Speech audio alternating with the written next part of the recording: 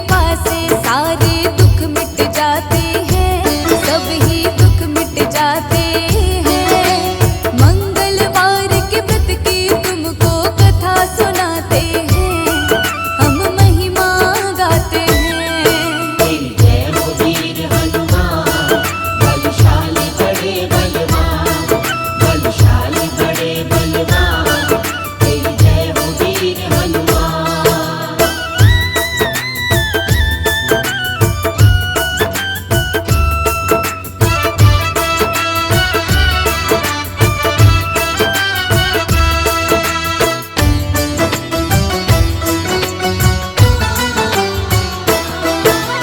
दूजी तरफ ब्राह्मण भी मंगलवार का व्रत रखती है, पुत्र तन पाने की हनुमत से इच्छा करती है।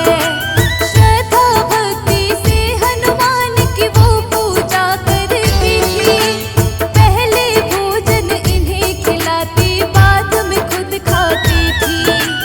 एक दिन ब्राह्मणी भोजन ही बनाना भूल गई थी, ज्यादा व्यस्तता के कारण इन्हें भोग न लगा सकी थी। निर्णय किया तब इसने, जब तक भोग न इन्हें लगाऊं, भूखी प्यासी रहूंगी तब तक मैं भी कुछ नहीं खाऊं। भक्त की भक्ति से हनुमान जी खुश हो जाते हैं, वो तो खुश हो जाते हैं।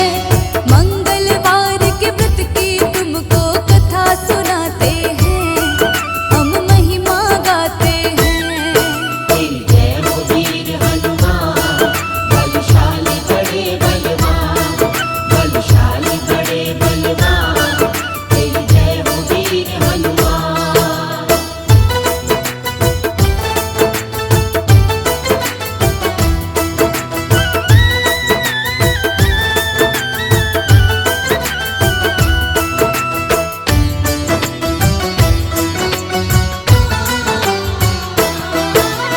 अगले मंगलवार को इनको भोग लगाऊंगी मैं, इनको भोग लगा करके ही भोजन खाऊंगी मैं।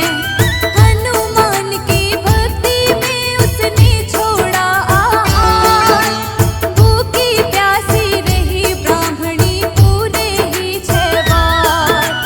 भूख प्यास से व्याकुल ब्राह्मणी ने खोए थे होश, मंगलवार के दिन ब्राह्मणी हो गई थी बेहोश। ब्राह्मणी की भक्ति से खुश हो जाते हैं हनुमान, दर्शन देकर ब्राह्मणी को वो देते हैं वरदान। पुत्र रतन का हनुमान वर देकर जाते हैं, बजरंग